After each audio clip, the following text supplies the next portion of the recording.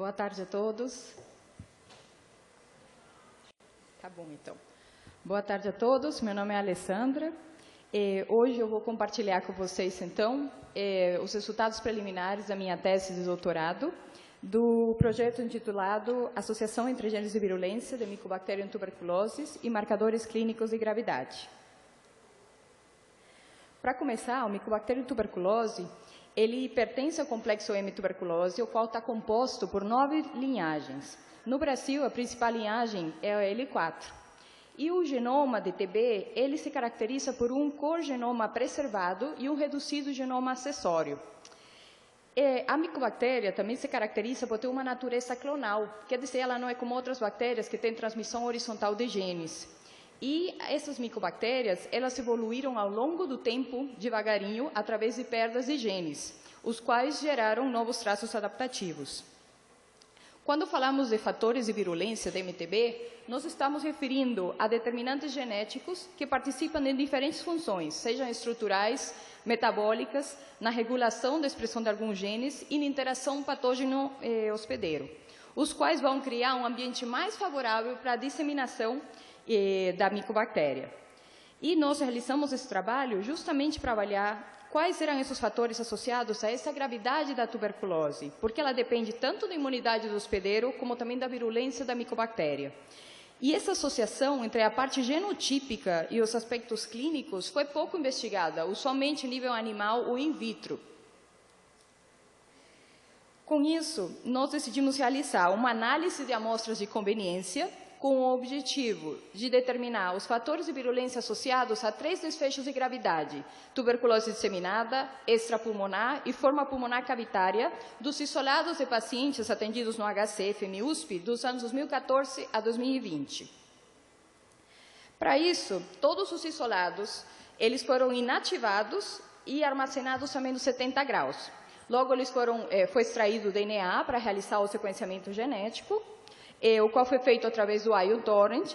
Paralelamente, foi realizada a revisão dos prontuários físicos e eletrônicos e logo a gente realizou a análise bioinformática para depois passar à estatística. Na parte da análise bioinformática, podemos ver que nós temos 3 abordagens diferentes. Os 2 primeiros, que eles estão baseados na filogenia do corgenoma, o que eles têm em comum aqui dentro do genoma. Então, a primeira abordagem foi avaliando os SNPs do genoma completo, DNA. O segundo, os SNPs do genoma codificante, quer dizer, o que gera proteína. E, por último, uma terceira abordagem, que foi a avaliação da presença e ausência dos genes de virulência já conhecidos, através da avaliação do genoma acessório.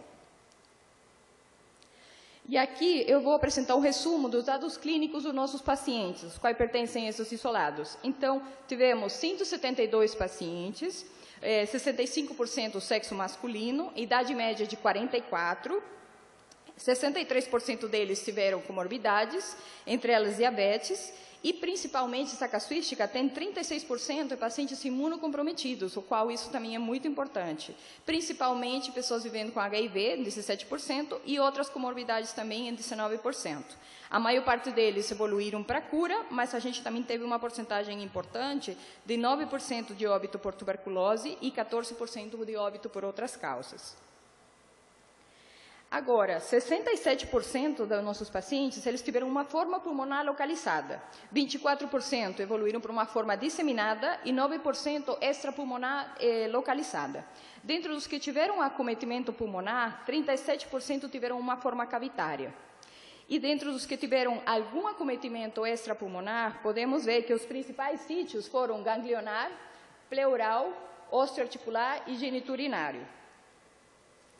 Agora passamos aos resultados das análises bioinformáticas. Então, aqui vemos a primeira árvore filogenética dos isolados de MTB, onde podemos ver que aqui, avaliando realmente a filogenia, vemos que vemos aqui quatro anéis, né? O anel principal, o do meio, é o que representa o MLCT, onde vemos o amarelo aqui, que ele é o MLCT principal, que é o 215, e logo outros que são menos frequentes. Os outros anéis, eles vão avaliar se nossas amostras se agruparam em algum cluster, em algum grupo, de acordo com cada desfecho clínico. No 2, que é a forma extrapulmonar, na 3, disseminada, e na 4, cavitária. E podemos ver que eles não se agruparam, não teve nenhuma correlação com o desfecho clínico, só com relação ao MLCT.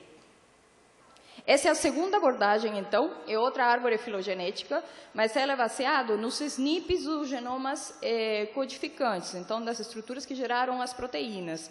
E aqui nós analisamos, então, nessa nova árvore.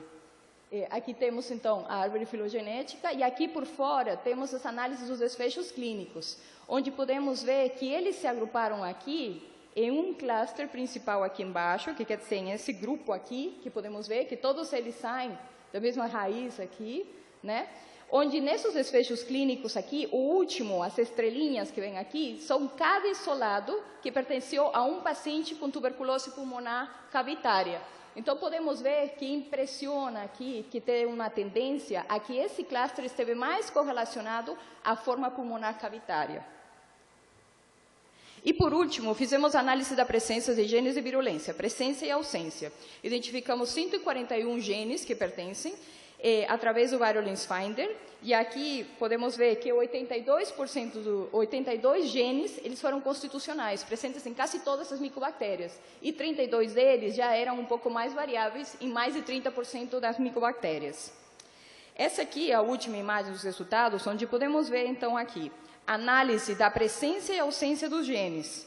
Então, temos em vermelho a presença dos genes e em azul a ausência dos genes. E podemos ver aqui que as amostras que estão no eixo Y, aqui, e cada um dos genes no eixo X, podemos ver que essas amostras se agruparam em um grupo aqui, um cluster em cor aqui, o cluster 1, com a presença desses genes de virulência, e outro cluster com a ausência desses genes de virulência, que são um grupo de genes aqui interessantes.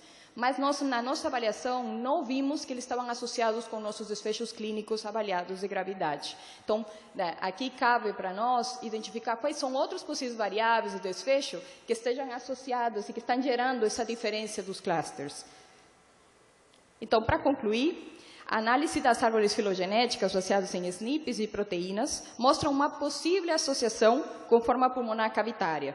E a análise de genes de virulência também separou, como na última imagem, em 2 grupos, mas eles não foram agrupados com desfecho clínico.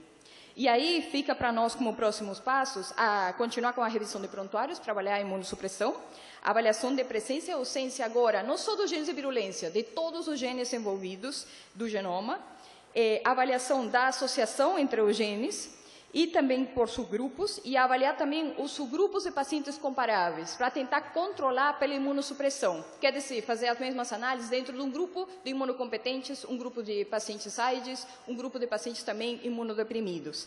E, por último, propor novas variáveis de desfecho de gravidade. Muito obrigada.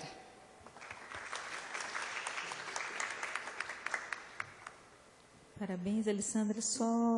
Eu ia fazer a pergunta, mas você falou que já é o próximo passo, né? Que vocês vão separar aquelas... eu acho que é fundamental, né? Que são variáveis do hospedeiro, né? Que vão interferir aí nessa virulência do patógeno, né? Que é juntar as duas coisas. Mas parabéns, é muito trabalhoso fazer isso que você já fez até aqui, né? A gente sabe que é extremamente trabalhoso, a análise também é muito difícil, né? Então, um trabalho bastante interessante. Se alguém tiver mais alguma pergunta, a gente tem um tempinho ainda para pergunta. Então, tá ok. Obrigada. Viu? Muito obrigada.